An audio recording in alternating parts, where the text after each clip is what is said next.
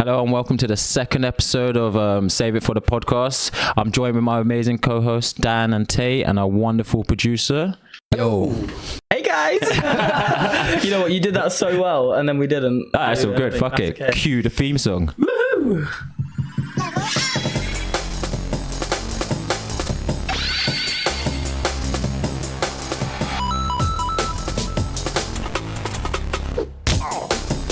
The Duel of the Mates podcast.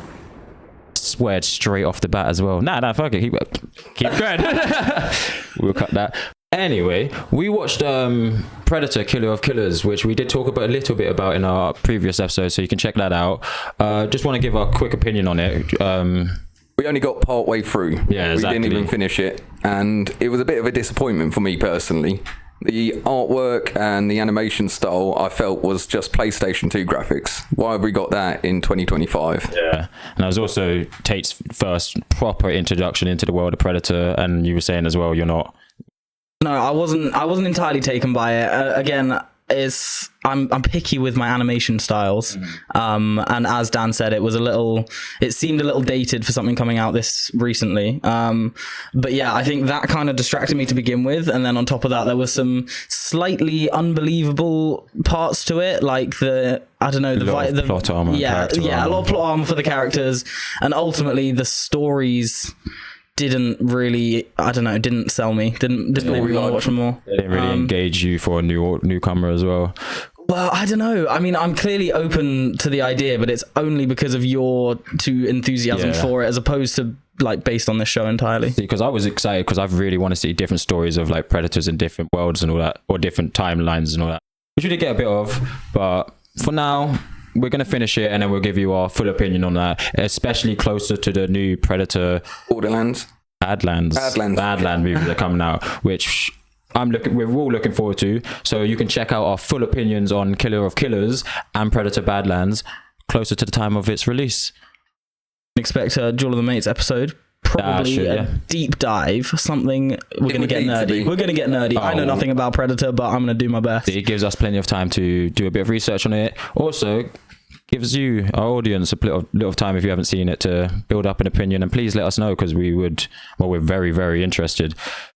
But speaking of animation as well, what you were saying earlier, not in this podcast, but is the Transformers 1 not coming back for a remake? I am so upset about that. I don't know if anyone listening or you saw Transformers 1 in the Lou. I watched it twice in the cinema. Yeah, it was a beautiful. I watched it in cinema and then I'm not going to say I illegally watched it, but I ended up watching it at home as well multiple times because it is if you like anything to do Transformers, as in like cartoons or the not old movies, like the Michael Bay movies, even the Bumblebee movie, like the opening to that is one of the best Transformers films we had.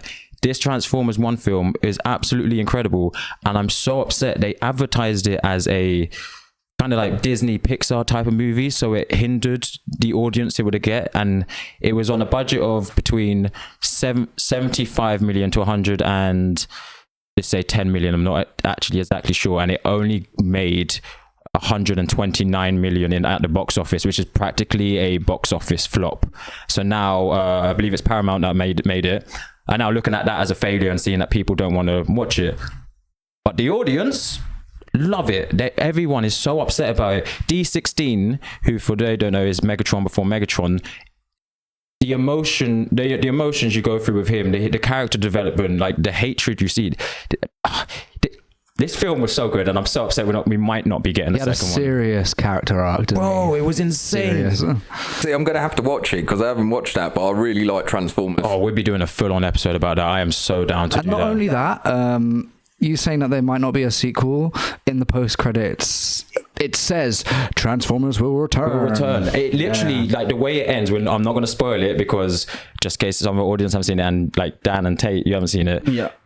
Just it leads into what Transformers fans, or even like normal people who are really Transformers fans but watch the Michael Bay films, have been really wanting to see. Like it was beautiful.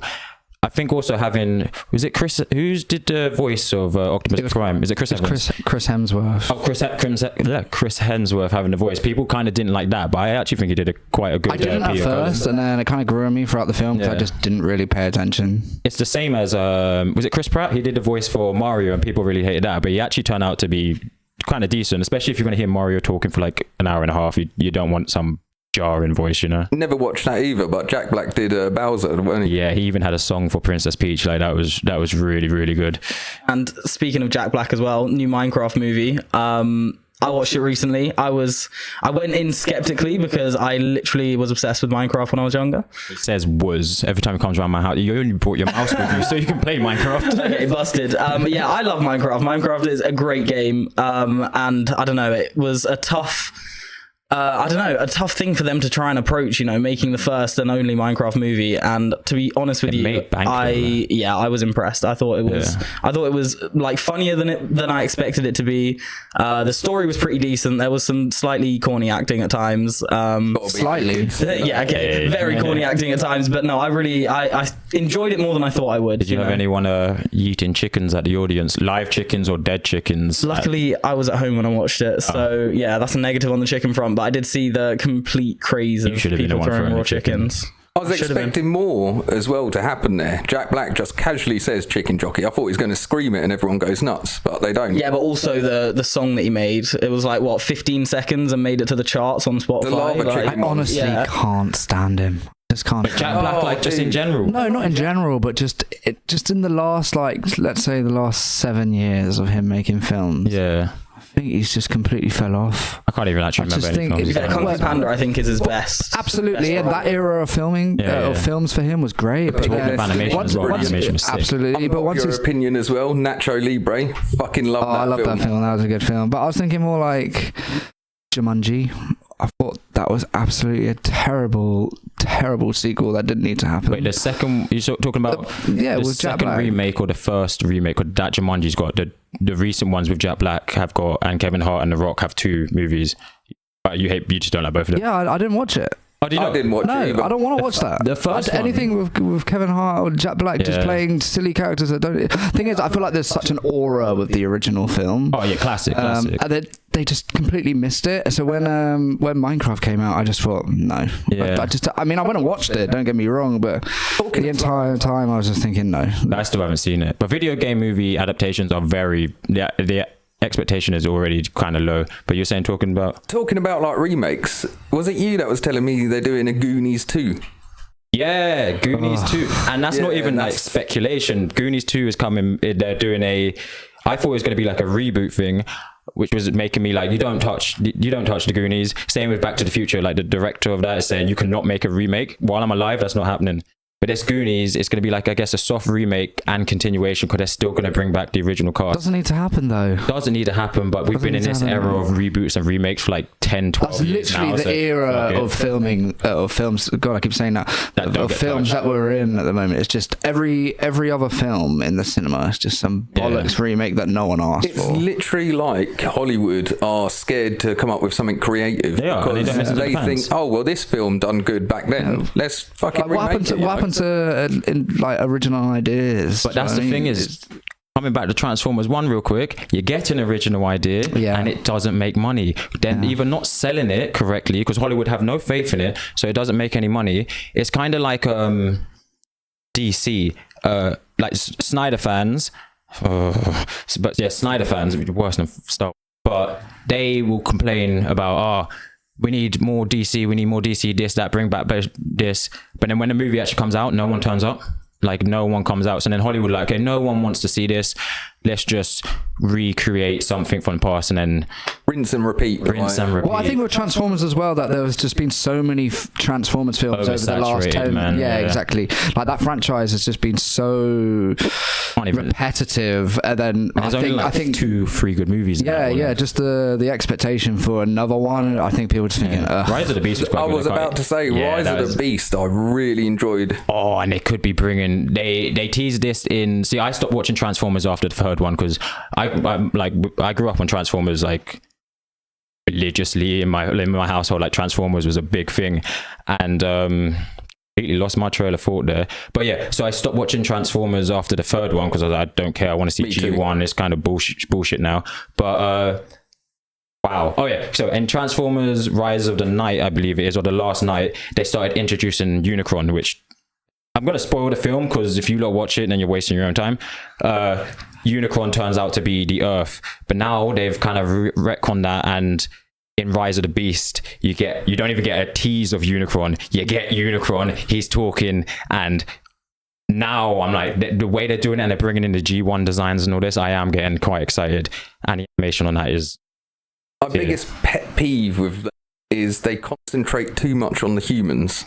Yeah. Same with like King Kong versus Godzilla, all of that. 100%. They concentrate too much. No one's going there to get the story of the humans. Have you watched the latest ones? To see some shit get fucked up.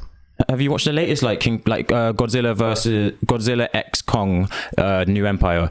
They focus on them quite a bit, and I don't like that film, but I will give them ratings for they really actually go into Kong and Zilla. It's a good film, but things just happen because the plot needs it to happen, and that don't make like a actual good storytelling film. You know what I mean? I went into it thinking it was going to be a pile of crap, and it was all because of the trailer. You see Godzilla running.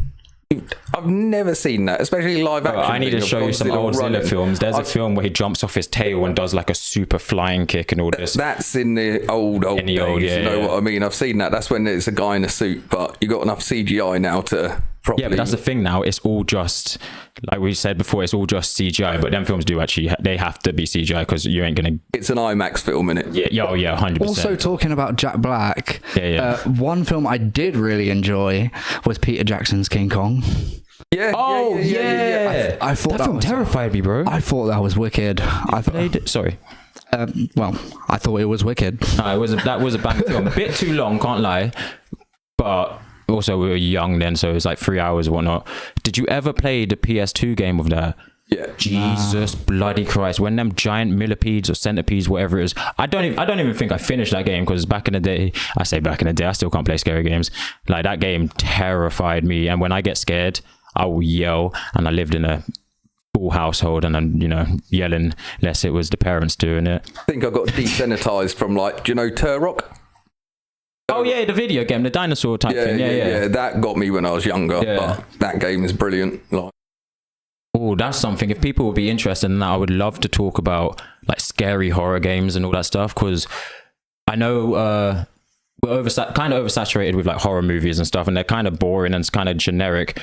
But this is one thing that some people still don't understand about video games: the storytelling you can get in them, and some of the like terrifying games, especially if you're the one in the character's shoes. Like, I would love to, especially with a headset on. As well. I can't do it. I'm so bad with horror games. Like I don't know, I get so invested in the games I play, especially if they're like story games, that if it is like a horror theme, I mean, I'm not a big fan on horror movies either, but with horror games, you're just, I don't know, so much more like immersed in the experience. And then, any jump scare, anything like that, and I just completely freak out. Do you watch any slashers? Like Jason, Scream. So glad Jason was the first one you brought up. So then in, you know how we have like Saw Maze? So in the UK, we have a theme park called Thorpe Park. Really good theme park, and they always do like mazes where you got people jumping out at you and all this stuff. Fright Night. Yeah, Fright Night type of thing. You could go on like 2 rides. You pay X amount of money, get on 2 rides. Saw the ride is really good. Saw is mad all year round. So Saw is my favorite ride there, but I went to one of the Fright Nights, and the only thing that I can vividly remember is getting chased down a corridor by a clown with a chainsaw without the like chain on it, but makes all the sounds. Like, oh my god, it's terrifying. I went there a few years ago, and there was a Black Mirror maze. So that would be creepy. So where the Saw maze used to be, they changed it. Pretty much just redesigned it. Yeah, still the same maze. And I don't know. I just thought it was a bit naff. Yeah. The only there was this one room, and it was a black room. All the walls were black, and it was just a pure, like, super bright fucking strobe light. I'm not gonna lie. The scariest thing about Fright Night is the bloody queues. That place just takes so long. But just bringing back Jason. Then, well, on the same topic. They're open in Orlando, and Universal Studios or something like that. They're opening up Friday the 13th mazes to go along with the new franchise, a new movie that they're bringing. Because they're bringing Jason back, and we're gonna get a Freddy versus Jason and all that. They're gonna bring in I'm not really all about the universes, but they're gonna bring one in on that. Speaking of rides, I found out the other day that they're making a Fast and Furious ride. In the UK? No, in America. Have you seen? I didn't even know that was Have you seen the ride design? Okay. It's all like they're all cars. I swear to God, if the person who doesn't put you into the ride and all that isn't bold in a like white vest saying family. I live my life, yeah, saying family, and I live my life 100 miles an hour, blah blah, whatever it is.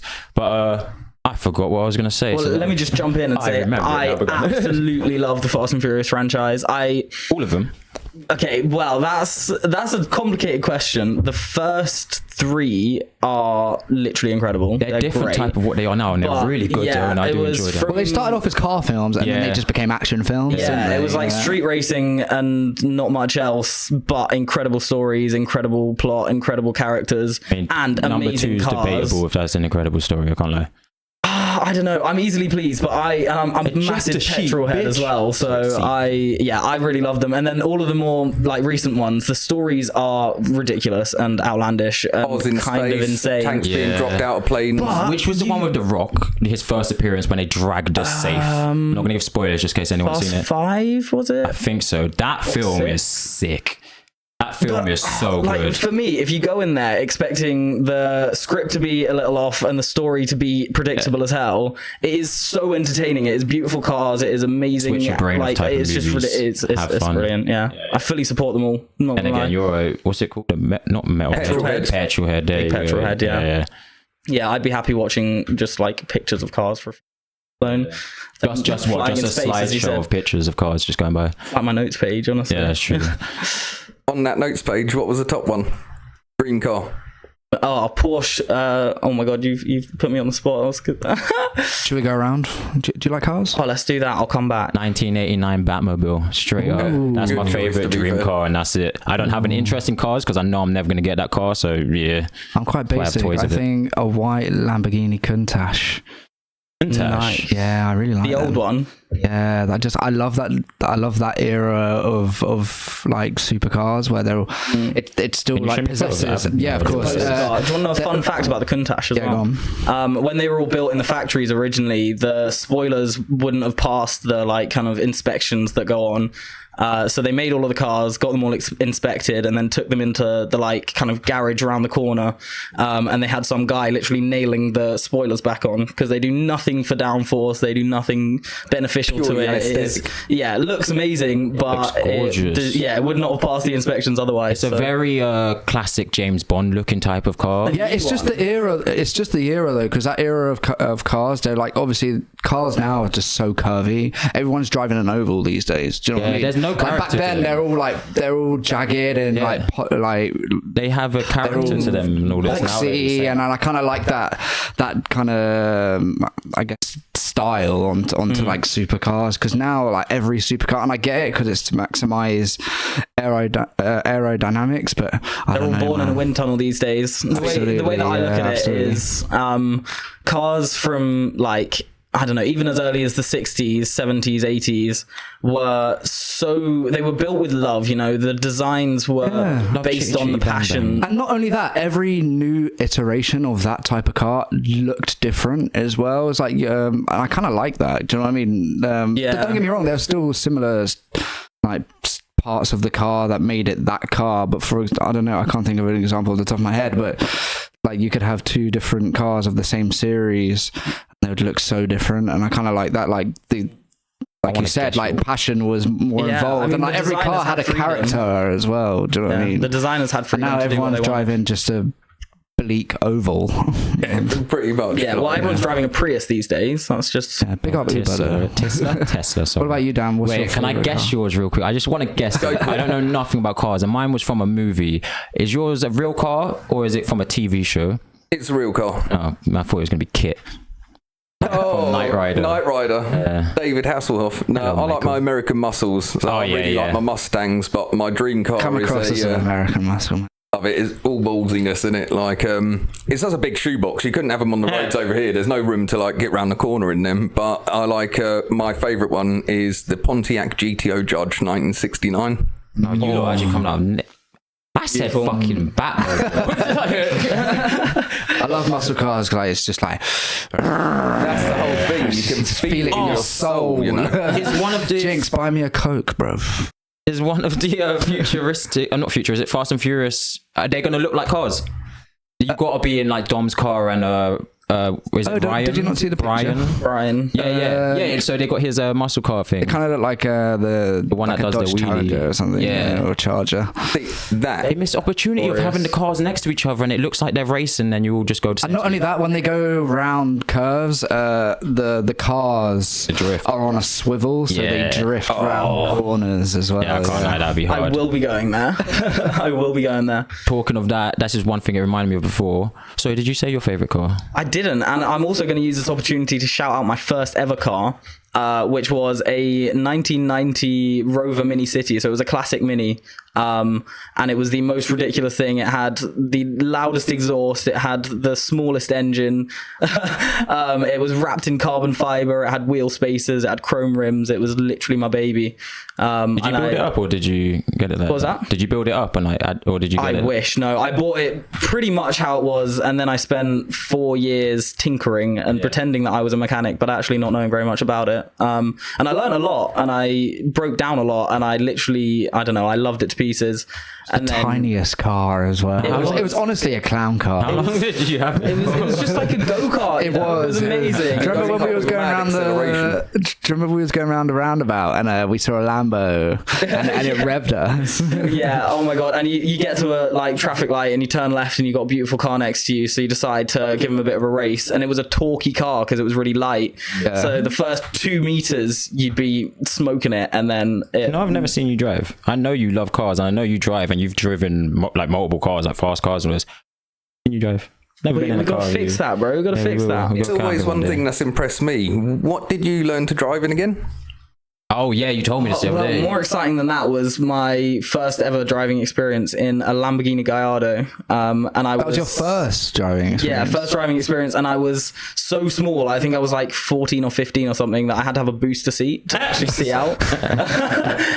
So yeah, and I don't know. I have a lot of cherry in a Lambo. Damn straight. Well, yeah. Clearly I was terrified. Didn't know how to drive. Didn't have a license, so probably drove it like. Well, you have the paddles. It's not like it's manual at that point, is it? What a way to be the first time to get behind a wheel, though. Yeah, absolutely terrifying though. Like absolutely terrifying. It was terrifying. First of all, who's letting a child get into a car that's never driven before and drive around? The worst thing as well, like the actual driving was, I was terrified. Clearly, like heart in my throat the entire time. But then you finish your laps and you have to come and pull up next to all the rest of the supercars that they have, like waiting to go back out again. I think that's what ignited your like spark, or did you already have? I'm guessing if you did that for your first one, you already had a love for. I have had a love for cars for as long as I can remember. I had like posters of cars on all of my walls when I was younger. I went to car shows. Your car artwork is actually lovely as well. Like his drawing anyway is amazing, and I've seen a lot of your car stuff. And yeah, you have a couple of car drawings that I've done. But yeah, I don't know. I just find, like, even before I could drive, the like beauty and the design and the kind of effort put into older cars, like, is just unparalleled. You know, I love some of the feats that modern cars have achieved and some of the really impressive things that they do, but ultimately they will never be the same. They're not as classy, I don't think. They have no character. Old cars have something about them. Like I don't drive at all, and I know like that. But even just looking at old cars, they feel alive. New cars, I don't feel an attraction to any of them. You know what I mean? Yeah, it's like you're driving a sofa. Like, you're not really doing it. I like the idea of being in a car and you can feel the drive. Yeah, exactly. I kind of like you can hear like the clunking away. See, and now everything's turning electric and they're all quiet and you can't really hear anything. And like you just get in the car and it's just silence. Yeah. And now these driverless cars about. Yeah, that's a crazy idea, isn't it? Like, yeah, I mean, it's an incredible achievement in the technological world, but it is also the worst thing that could happen to the kind of petrol head culture, you know, because we love cars like partly for how they look and how they like kind of feel or smell, or even just like, I don't know, the experience of driving though is just unparalleled. And then Elon Musk happened, and all of a sudden people are not even driving there. And also the ULEZ, bro. And it just completely wiped out. Yeah, that was one of the issues for me as well.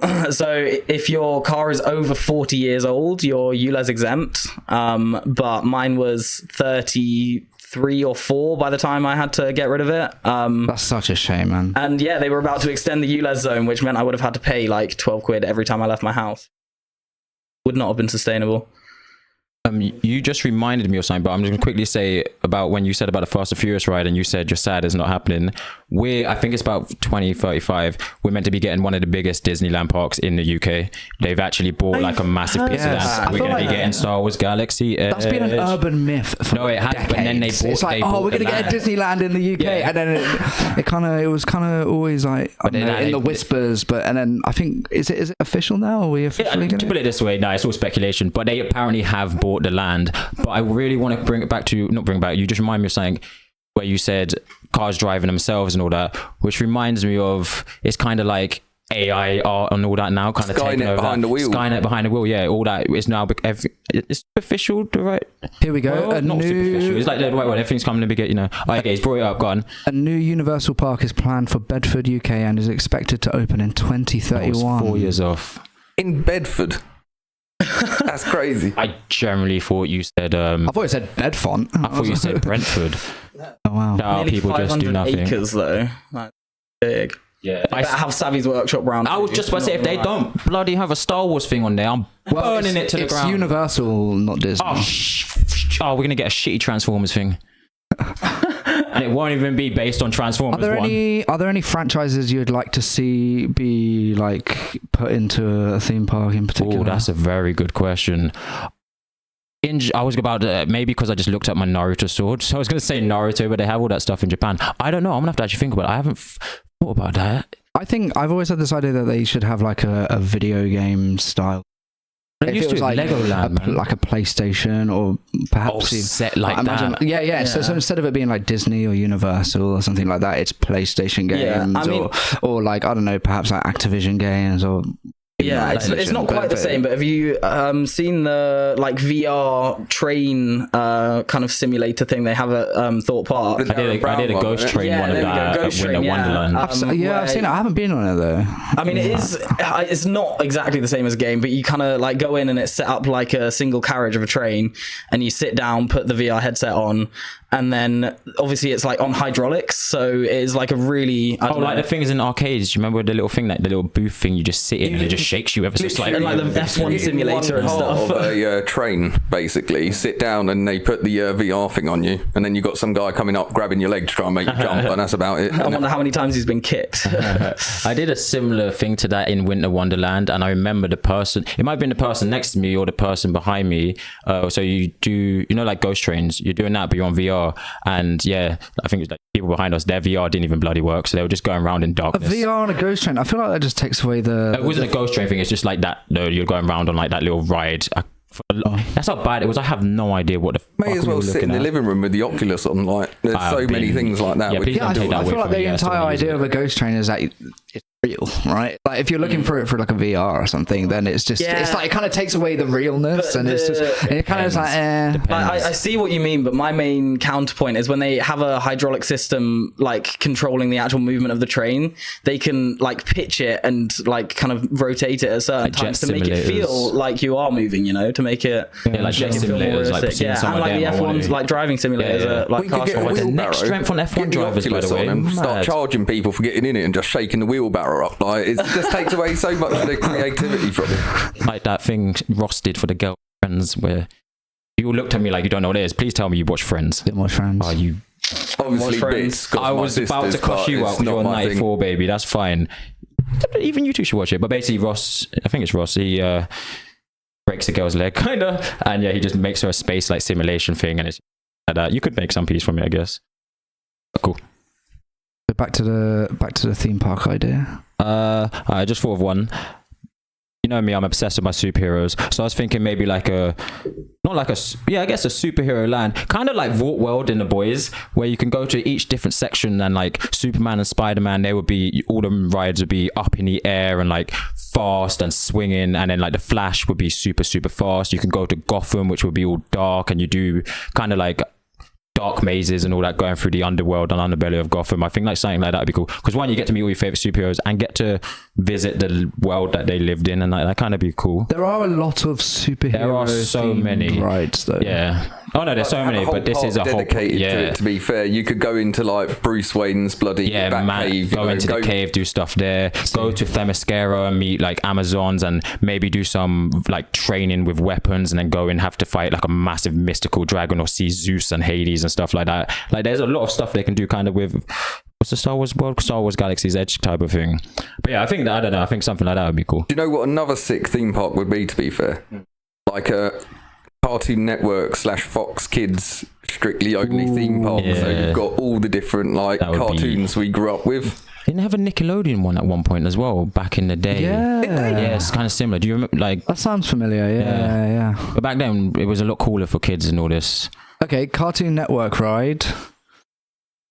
So what type of ride? Give me an idea. Like X-Men. So when they go up through the basketball court in the I can't remember the name of their plane, but you could do that, and it launches you straight into some mad, quick, barrel rolling ride. I don't know. I'm still pondering. Is there already an Indiana Jones theme thing? I feel like that exists somewhere. Disney's definitely milked that somewhere, probably. Yeah, I don't know. It's a tricky one. Another thing that crossed my mind was Sherlock, because I'm obsessed with like mystery. I reckon like an interactive kind of experience. Yeah, it wouldn't work as just like super hard escape rooms. What are them? That's the That's the word I was looking for. What are them things called? Escape rooms, a Sherlock Holmes type of escape room. But you did that one, exists. I did it literally the other week. That's probably why I'm thinking.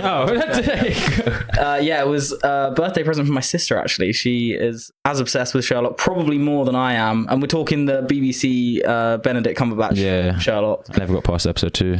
The game's afoot, mate. Game is afoot. It is incredible. It's a great TV show, and the escape room was incredible as well. It's amazing. What's his name again? The guy who plays him in that?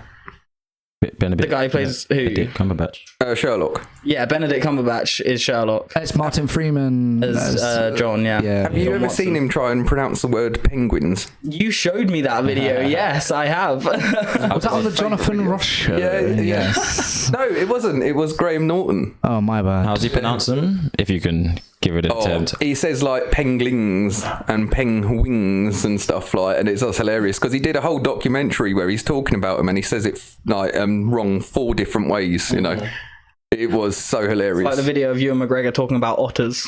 It's the weirdest thing in the world. I don't even know if I've seen that. He gets very enthusiastic about it. It's like David Attenborough, all new. I would watch it. Recommend.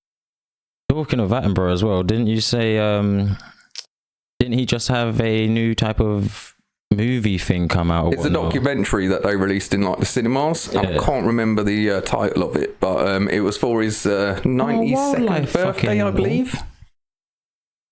But yeah, I can't remember what it's called. It's about the oceans. It's quite it's quite depressing. I mean, a lot of his are.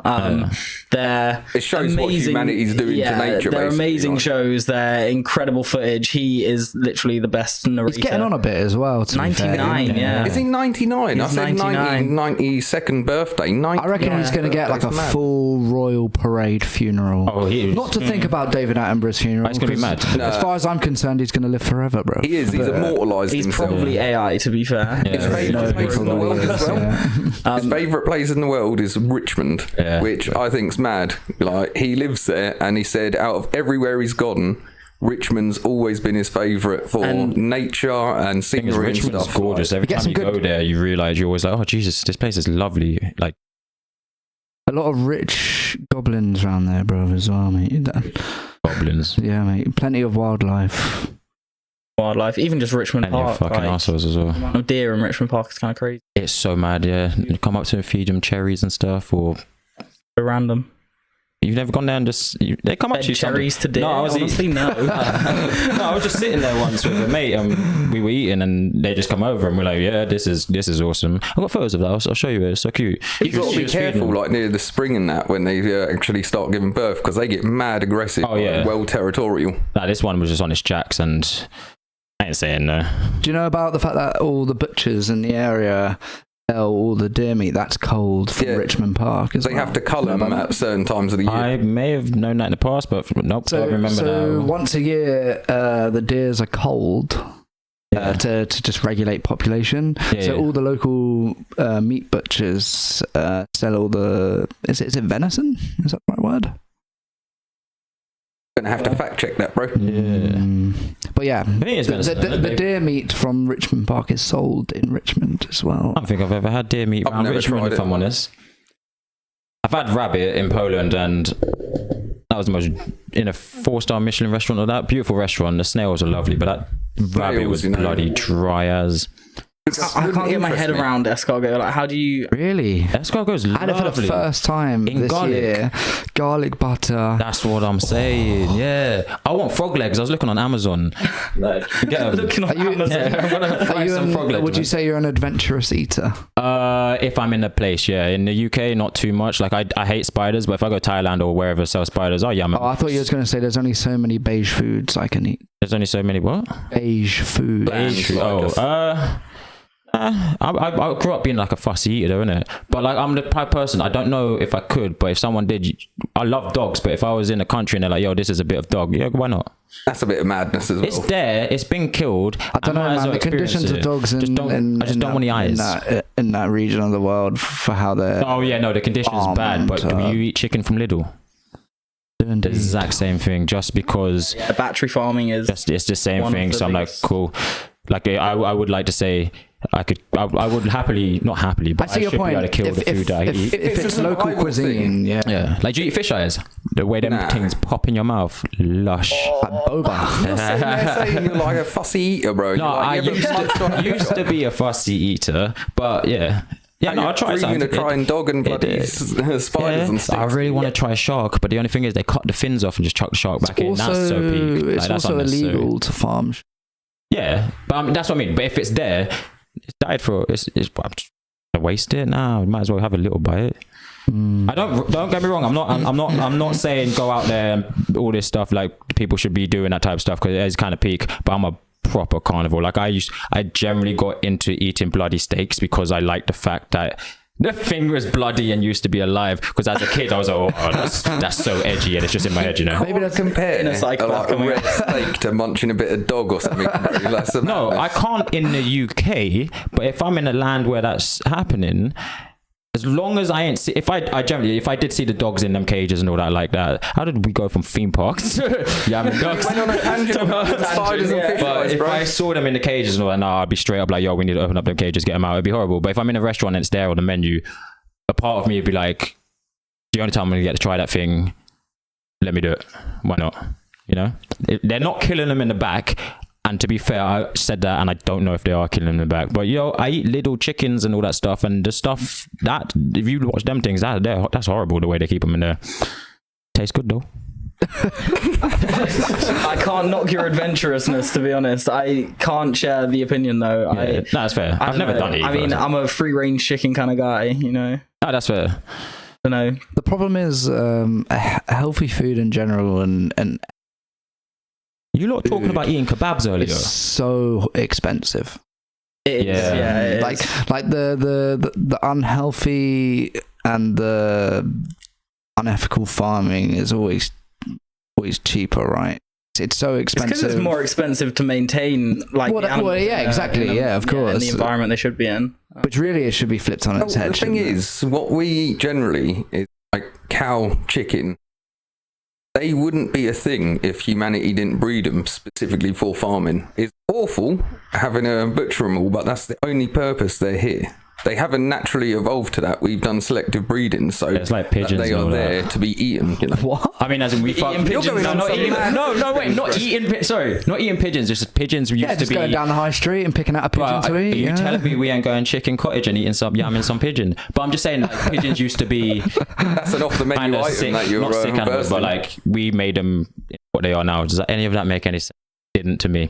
I know I do know there are species of pigeon that we just made pigeons. No, but I'm not talking about eating. We just made pigeons shit, like you said. They're bred for a little reason. Now pigeons are just vermin on the side of the road. But I don't know. They used to be little messengers. They used to be cute and all that. Bun pigeons. Nah, yeah. What happened to pigeon post? Honestly, you know, bro, that's the quickest. If you want to message me, owl or pigeon would be the best way. Raven, yeah. Bun that, bust out the Morse code, G. But 100%. Morse code. Yeah. You can do SOS. Properly. Yeah, everyone could do. I don't know. Of course I don't. You know, it's not 1956 anymore. Yeah. So but you just said you know Morse code. I was being sarcastic. Oh, that went over my head. SOS is very simple. It's literally 3 quick dots. So you go dun dun dun, and then you could do 3 longer ones. So it's dun dun dun, and then back to 3. So dun dun dun, and that's SOS. Might save your life one day. You don't know. Thank me, Len. If only dogs could speak, right? It won't be if you're fucking eating them all, mate. That's my point. By the way, I love dogs. I had one. She died. She was lovely. Did you ever watch? How did she? I knew. After I said that, I was like, oh shit. Cats versus dogs. I was going to say, is it cats versus dogs? Yeah, cats and dogs? No, cats versus dogs. Cats versus dogs. They were spy agents going against each other. Indeed. That reminds me of that hamster film. The hamsters or guinea pigs? Do you remember The Spy? Hamster, guinea pig the animated. It was an animated. It was live action. I don't know. In my head, I can kind of picture the poster, but I can't remember it too much. G-Force. Yeah. There we go. Was that live action? It was just another underrated film that never got the attention ever. It's quite old. I don't even think I've heard. You know what? Bolt got attention. When you said that originally, Bolt got attention. Miley Cyrus did the voice of the girl. That blew up because of her. That was such a good film. Yeah. I think you never saw Bolt. Never seen either of them. It was that film was always under sick. The radar. You would recognize the poster. It's got a cute white dog with a black bolt on him. Cape, innit? No, that's Crypto, the super dog.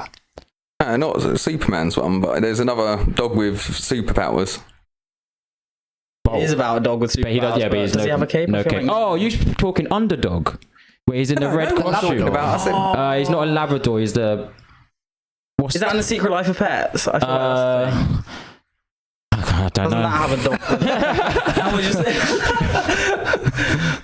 But Dan, I think you're talking Underdog. He wears a underdog to the rescue. Or is it Bolt? Bolt doesn't wear. Does Bolt wear a red cape? We've come full circle, guys. Can you whack on the picture? I want to know now. I know the background of the poster is red with Bolt, and then he's got a little lightning bolt on him. Yeah, a little black lightning bolt on him. I'm fairly sure he's got a cape. And doesn't he start as an actor as well? He's like. Oh, I've got no idea. He's like a dog in a TV show about being a superhero. You just made me think of one of the best dogs, especially best dog actor ever. And I don't want to bring this up because Dan's been killing me about it for the last week ever since I said it. But Max from The Mask is one of the best dogs. And Spike, you naive fool. Who's Max? Who's Max then? I swear it's Max. Oh, Max is from The Bloody Grinch. That was a good dog actor as well. It's a slightly different film. Yeah, but you know, we're all... Same actor though. Yeah, there you go. It is actually. And green main character as well, I guess. And a green main character. So I'm kind of, thank you for sticking up for me there, even though you didn't. I'm warranted for getting them confused. Is it Spike? It's Spike. And I believe in Ace Ventura as well, his monkey's called Spike. Is it? Ace Ventura was a banging film too, actually. Yeah, and so was The Mask, which is it's best if you ask controversial subject. No, The Mask is good. It's just not as good as I remembered. I'm not going to just sit there and still say it's the best. But I also it's one of the fucking best films he's done. Yeah, but it's just I don't know the main character. And he's just I don't know. He's a prick. Did you like him in Sonic? Yeah, I love Jim Carrey in Sonic. I love the first. I love all the Sonics. I love the first Sonic, but I do like Jim Carrey as well, but I originally just wanted to see a Dr. Eggman, and he grows to be that, so I'm happy that's happened as a character arc. He grows to be the Dr. Eggman we know, but they did heavily rely on Jim Carrey for the first one, which makes sense because Jim Carrey is he's brilliant. He's absolutely brilliant. He is a god in we will do a full-on episode about him, 100%. And you still need to watch number 23 by him. Yeah, I do. You were telling me about that. Like, it's a psychological thriller. Yeah, I'd be interested in that, to be fair. Really Jim Carrey. Yeah. I believe we spoke about this. He showed you the before. poster and all that, and he had all the numbers over his face. And you watched a trailer of it, right? Yeah. It's quite old now, I think, but really worth a watch if you haven't. A psychological thriller with Jim Carrey not being funny. You think, but it's really good. Yeah, I would love to do that. We'll watch he's also retired now as well. The only movies he came out of retirement for were Sonic, which is absolutely mad. Like, even Sonic 3, he died. Something happens to him at the end of Sonic 2. And he said he'd only come back for the third one if the script is written out of gold. And yeah. Keanu Reeves, love you to bits. We're going to do an episode on you. We love you. I'm so happy you're my fan cast for Shadow. The only thing is, he was too John Wick with his voice. There was no like, Shadow doesn't have too much emotion, but it was all just one monotone, like John Wick type of vibe. That was the thing with Jim Carrey. They wanted him to come back for Sonic was real, would you Sonic, him? And he went, man. And they said, "Oh well, Keanu Reeves is going to be in it." And he went, "Oh, yeah, fuck it, why not?" Yeah, now that movie's that. You need to watch that. We need to watch that 100%. Just don't like what they've done to Knuckles. Yeah, they made him idiot. Same with Drax. Made him really stupid, and I don't know. Yeah, I just couldn't get past that bit with Knuckles because he was always my favourite one. Have you two watched? I think I've asked you this before. I've watched the first one. Yeah. I've watched the first one. I haven't watched. Back. See, this is why I loved them. I wish I can log into my old Twitter account from 2011 till, I don't know, like 2015. Regularly, I was just tweeting about how I need a Sonic film. I started talking about Keanu Reeves being Shadow and all this, and then I finally got it. So yeah, it also shows the power of a fan, like the fan verse with that, because their first style of Sonic got so ripped on. That's a good topic to talk about, to be fair. Like the power. Sonic. I think that was the first time that social media made a movie like change. A third party, in quotes, let's say, had a direct influence on a commercial movie, right? Everyone was going to boycott it. They said this isn't acceptable, you know. Thing is, though, even like the animators, they've openly come out and said, yeah, no, we knew this going with it, but we had a job to do, and that's what we had to do. Kind of thank fuck that the fans came and said nah, because yeah, ugly Sonic. But I do want to see a universe where that movie came out, because he's terrifying. Imagine what Tails, Knuckles, and him would have looked like if they were all together. Like, it would have been absolutely mad. But you know, what like the second or third film? That third film is one of the best type of game movies out there, or like movies like that. Watch the fight. It is so mad. Speaking of game films, Tron, this new trailer. Amazing. That might get boycotted a little bit. No. Really? What for? Jared Leto's now got... We all know Jared Leto's a creep, yeah? He's got a cult where it's all like worshipping him. 32nd of Mars... They're a cool band. They're actually quite a cool band. They've got few good songs, and that's why I'm not going into it, because I know you didn't like them. But... he's now had, and we should have known this from when he was sending anal beads and dead pigs and stuff to Harley Quinn and a set to Margot Robbie and people in a set of Suicide Squad. He was method acting, but now he's had a lot of allegations against him, and it could jeopardize that film. I can't lie, the trailer for the new Tron film is hands down the best trailer I've watched in the last 10 years. You showed us that, and it looks stunning. I really hope that Daft Punk was going to come back for the soundtrack, because the soundtrack of the second Tron film, Tron Legacy, that come out in, I'm going to say 2010, between 2010 and 2012, that soundtrack, D-Resed, was such a sick tune, and like, it would be amazing if Daft Punk come back and just did the soundtrack for that, because it would just elevate it. Have any of you seen the original Tron film? No, the original I never Tron. watched any of them. Really? I really like Legacy. Legacy is really good. Legacy was the perfect sequel. It looked beautiful as well. One of I know it's such a bold statement to make, but it was one of the best considering sequels. One of the best sequels probably ever, in my opinion. I think it's just so underrated. But it is, because I feel like I don't know, the first one. First one was just ahead of its time and did loads of things. It definitely, I feel like it was so ahead of its time that it didn't really catch on as well 100%. As it did. Especially, it was during that 80s period of time where lots of sci-fi films coming out. Star Wars was at its height and all that. It's perhaps in its peak, let's say. But yeah, I feel like Legacy just completely solidified. This one's a continuation of that as well. It is, and I'm so glad of that. It's such a, I'm not going to say a breath of fresh air because it's not, because we've had so many sequels, but it's so nice to see that they're also doing it differently. They're bringing them into our world now, so they're doing something a bit different with it. And who doesn't want to see light cycles? Like in the trailer, you see them turn on the light from the light cycle and it chops a police car in half. Like, who doesn't want to see all that type of stuff? You're going to rinse and repeat. You better put some bloody effort into it. Do something more. My perspective on Tron Legacy, having not watched the original, was, I know that's slightly scandalous, but I don't think you need to watch the original. It stands really well as a standalone film. Like having my first time watching Tron was watching Legacy, and then I watched the original. And it was fine. They give you enough to go off it, and plus it's also about him trying to find his dad and what happened to his dad, so you go into like that story with it, and that builds up the background of what Tron and the grid is anyway. Yeah, it was so good with like upkeeping the lore, wasn't it? But they used de-aging back then was not what it is now, and the villain Clue, who's the guy that plays him? I can't remember his name. He's the guy in Iron Man, you know, Tony Stark built this in a cave with a bunch of scraps. That Donnie. Oh, the bald guy. Yeah. Bridges. Something Bridges. Oh, that's his name. Something Bridges. Jeff Bridges? Jeff Bridges. There you go. Thank you. They used that was the only downside of that film for me, is that de-aging software was not where it was. So every time you did look at him, it was so uncanny valley. But saying that, like, the film didn't get the respect it needed, even though it had that bad CGI. It still bloody held up so well. And to be honest, the first film was so ahead of its time, and I also think Tron Legacy was ahead of its time too. Yeah, and by the looks of the trailer of the third one, it was also ahead of its time as well. Because I feel, I mean, with the second, if it had even if they attempted de-aging in the 2010s, you know, that is way beyond even the Disney Star Wars stuff that was imperfect when it came out a decade later. If you watch one of the worst X-Men films ever, X-Men Origins, the de-aging on Patrick Stewart looks, actually no, in that film it looks quite bad. I was going to say it's X-Men 3 The Last Stand, de-aging of Patrick Stewart, and the guy who plays Magneto was Ian McKellen. That was, I'm gonna say, 2008.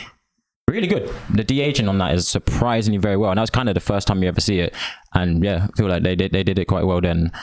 But then again, in Tron, it was a movie that had to highly rely on that de-aging, because obviously Clue's the villain, and then it was so, like, the second film came out so far in the future as well. Banging film, man, what do you think of de-aging? Like, do you reckon it's good? Do you reckon it's, depends how they do it. The estate of the actor, say if the actor has died, do you reckon it's ethical enough for the estate to... Does it sound like a Duel of the Mates episode? I'm not gonna lie. But that also depends on if the actor or their family have given the right. If they're like, yeah, we're okay with it. If they haven't and they've just gone and done it, then that's a bit wrong. You'd kind of imagine going to the movie and seeing one of your past loved ones and being like, what the why are you doing this? Then it's a bit unethical. It wasn't de-aging, but when Paul Walker died during the filming of Seven, they used his like twin brother, or I think he's a twin brother, to like kind of fill in the rest of the scenes they needed to complete the film. And I think something like that is, like, I don't know, a really sensitive thing to do, but I think it worked because the brother was really keeping the whole family were on board with it. They were on board, but then there are other examples. The Crow went after Brandon Lee died. Didn't they just get some random person to finish the film off? I think in the first one, I think they may have done it for a bit of the end, or he did actually finish some stuff. But then again, he did die on the set, so I don't know. But I know I'm so amazed they kept the scene in. Did they keep it in? I've only seen The Crow a couple of times, and it was ages ago. I can't remember. You know the scene where he was shot? Yeah. Like when he was shot in real life, they kept the scene in. I can't, if I'm honest, I don't remember. But then again, I've only seen that film a couple of times. Seen the sequel? No, I'm not going to watch the sequel. He looks like Jared Leto's Joker. And I love that actor, Bill Skarsgård. Hot take, I actually kind of like that Joker. Oh, I when I saw Jared Leto as Joker, I didn't like the tattoos and that, but I liked the teeth, and he was a slim Joker, and the hair, he could have been really good. But they just went too far, and also, what the hell was that film? There was nothing with it. Do you know what I mean? So that's why I think it went down. But do you know what? If a Joker that goes through different costumes and like has broken teeth and like silver grills because Batman's just gone and kicked the shit out of him so many times, like I do like that. And who doesn't like Margot Robbie as Harley Quinn? Like, she absolutely kills it. She is Harley Quinn. Yeah, exactly. She does a really, really good job of that. I actually didn't mind the first one. Like the first Suicide Squad. There we go. Thank you. Oh, no, that is a Duel of the Mates episode coming up. But the second one I think was the John Cena one. Yeah, I didn't watch it. I quite enjoyed it. That's it so was much really better good. than the first one. Sorry, Dan. That was brilliant. It was really good. The second Starro. thing, The first villain that the full-on like Justice League fought, and we actually got to see him work in live action. That was insane. Did not expect him. It was mad. No, generally, like that one was good. Like, watch Peacemaker as well. I really enjoyed it. Peacemaker was sick that's as well. a banging series. maybe it was just John Cena in it then. I don't know. You don't like John Cena? Not as an actor. He's I agree. I don't like him as an actor. He's like The Rock. Yeah, I don't like The Rock. I'm a huge fan of him until he played Peacemaker. Yeah, you need to, once he's playing like comedy characters, and if in Peacemaker season 2 he improvises so much stuff. John Cena, I would generally. He is. What's he doing with them pants though, brother? I know. That stuff's so funny though. He's in his like little tighty whities. I think he was hilarious in there. I think you should give it maybe a rewatch. I think you might. Then again, you might not. You should if you're going to say you like the first one. I'm not as much of a DC nerd, and I don't really know. But I really enjoyed that film, the second one. Like, maybe I do need to rewatch it then. I might have had a one-track mind when I did. Season 2 of Peacemaker's coming out in a couple months, so I'd say maybe check it out. Or even just check out the Peacemaker series. Or to be fair, if you don't like it, you don't like it. It's just the fact that you said you like the first one more than the second one. That just makes no sense. I just remember it more. I feel like it was probably because it was the first of that style. Yeah. You know, I went to see it and I didn't really know what to expect, but it was, I don't know, it was... Also, it's the first time seeing like the bad guys be the heroes type thing like that. Yeah. And it was in the height of pop culture superhero nerdom, like around 2015, 2016, Batman, Superman and all that was coming out. Like, it was really high up. So I understand you saying... Yeah, and Harley and Joker as well. It was a good chemistry between the two of them, like Margot Robbie and Jared Leto. And I know Jared Leto has a lot of flaws, but we are separating the artist from the art, I think, is a general rule that I live by. Yeah, 100%. I'm so excited to grill you on an episode about that. Yeah, please do. Let's do this. Please do. I'm ready. But then again, I might rewatch it and actually be like, it's not that bad. Overall, what didn't you like about it? Suicide Squad. Yeah. It's not a movie. Are you really going to tell me you went there and went, this movie makes sense? It was chopped together. It doesn't have to. It doesn't have to make sense. Oh, it does. What do you mean a movie doesn't have to make sense? What do you mean? I don't know. It's like... Oh my god! Go for it. No, I'm just actually so shocked. What do you mean a movie doesn't have to make sense? It was probably in the prime of me thinking that like superhero movies don't have plots, and that I can understand. A lot of superhero movie plots are either the same or don't really make sense. But that is generally one of the worst ones because the movie came out. The first trailer was amazing. It was dark. It was evil. So much good stuff happening. And then Deadpool came out and made so much money, made over $1 billion, that Warner Bros. Went, shit, we need to make Suicide Squad like that. So they chopped that movie up. They gave that movie not to a movie editing company, but to a company that makes music videos. So they turn it into a full-on, like, colorful music video. They chopped up so much bitch. Jared Leto has literally, I'm not the biggest fan of his Joker, but I would love to see the footage they have of his Joker, because they have about a whole movie's worth of stuff with him. And if you listen to... Iger, that's the director's name. His version of what it would have been actually sounds kind of good, but they generally chopped this up. There's no things that make sense. Enchantress's brother, Enchantress escapes, and then her brother's attacking, and then all of a sudden she's there with her brother, and then all of a sudden it goes back and she's back with Rick Flag talking about I can't let Enchantress escape, blah blah blah blah. But you've just shown us that scene before, because the scene that they showed before was meant to come way later in the film. They just chopped it up to be a bunch of bullshit. I don't even remember. I was going to say I do not remember it nearly as much as you. Then clearly, that's because I always look at this stuff, and the director's always talking about how he should release his cut and all that. The Ager cut, that's what they're calling it, kind of like the Snyder cut, and I would love to see that. Let's just watch them both back to back. And 100%, I'd be so down with that. The only reason that I even like any of that was because of that was because of the second one with John Cena and King Shark. I thought King Shark was dope. Sylvester Stallone did King Shark. It looked a bit gimmicky to me. No, that's fair. I didn't like the design of King Shark because I like a big, strong. I didn't King like Shark. the design of John Cena's character either. Peacemaker, that's fair. I can't say anything. If you're saying their costumes and shit stuff don't look all that, but the actual film itself, I thought was really good. It entertained me more than I thought a DC 100%. film would. To be fair, I went into that film wanting to hate it. I was going to hate it, and it turned out to be quite good. But you saying you don't like his costume, that makes so much sense.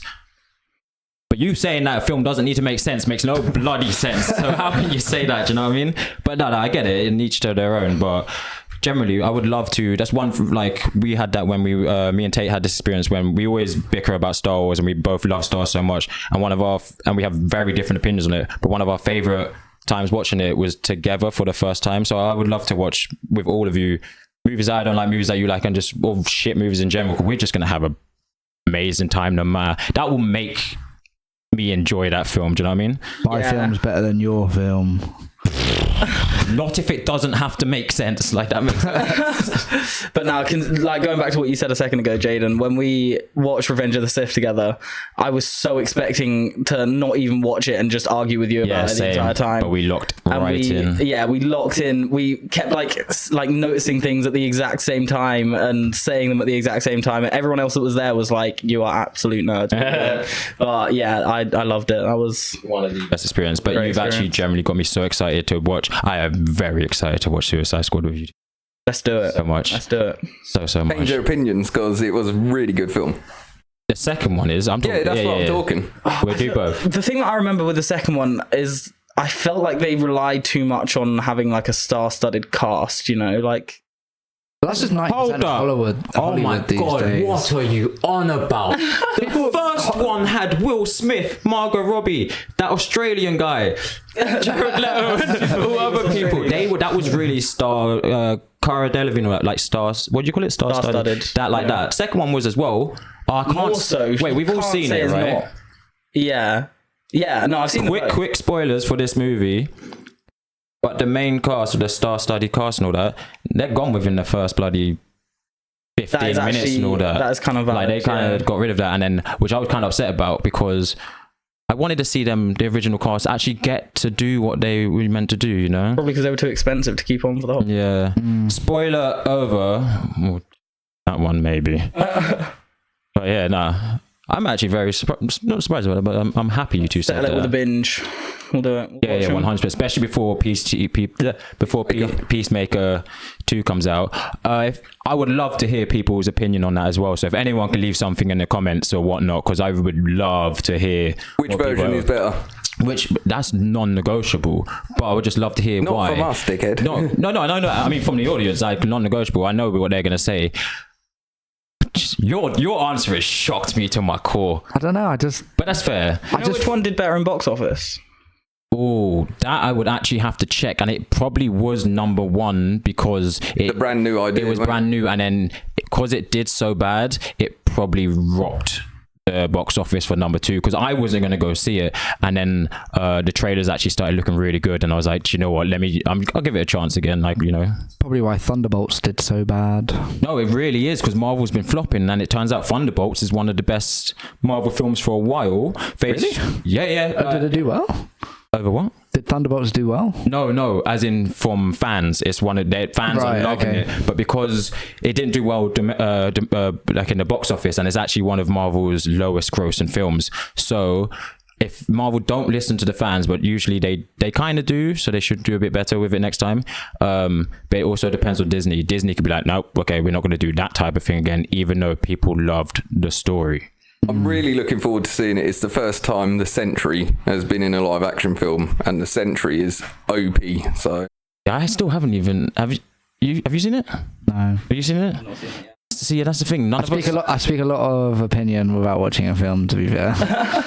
The thing is, for me, I need. It sounds really. I don't know how to describe it. I need not instant gratification. You want to be hooked on it, though, like. Yeah. Yeah, like don't make a film where I can't be instantly hooked on it. And you just said a film doesn't need to make sense. That makes no sense. Yeah, but for a film to not make sense is different to it. Not to have to instant. I can some of my Tenet makes absolutely zero sense. Yeah. Don't get me wrong. I've watched that film a couple of times, to be fair. Don't get me wrong. It's Nolan's worst film. Yeah. The sound on that as well. Did you watch it in cinema or anything? Oh man, you couldn't hear a single thing. I think I did watch that one in cinema. What happens with Nolan's film? Sorry, I interrupted you there. Well, yeah, it's Hans Zimmer most of the time. Not the music, like the sound of like the dialogue and explosion. Like, you couldn't hear what the characters were saying. Like, I was literally in the cinema and people like a Michael Bay film. Tell? Yeah, but it happens a lot with some of Christopher Nolan's films. Like, I don't know. He's got to get a guy like Ray. Do you think you're gonna watch The Odyssey? That one, I will say. I mean, yeah, that's a star-studded cast. I'm kind of interested to see all of them together. Well, we've all got to read Homer's The Odyssey. Homer's The Odyssey. Yeah, that's where it's spawned from. Homer's The Odyssey. You know, is he Greek? Yeah, I believe so. Yeah. Yeah. Yeah. Are you not aware that that The Odyssey is based off the story of the Odyssey by? I knew like what it was. I knew it was based on something. I just never knew exactly what. Saying that, I haven't read it. I haven't read it either. That's why I was a bit more quiet. There you go. Yeah, I've just heard things in the background, like kind of what you just said. But yeah, no, I didn't. When's that come out? This year? Next year. Do you know when? Sometime next year. All right, and on that note, we're going to wrap this episode up here. We appreciate each and every one of you that have listened, and especially if you've listened to this point of the podcast. We have got a lot of fan feedback from our previous episode. We're still spitballing and kind of figuring out the kinks. Our next episode for Save It podcast will be a bit more character focused on an upcoming individual who I'm very, very excited to see. And yeah, I love y'all. All your feedback is very much appreciated, and we'll be releasing another one very soon. So thank you very much. Yeah, I appreciate all of the listeners, especially if you happen to make it all the way to the end of this episode. We'll see you next time. And if you don't like, comment, and subscribe, I'll come and eat y'all dog. Safe!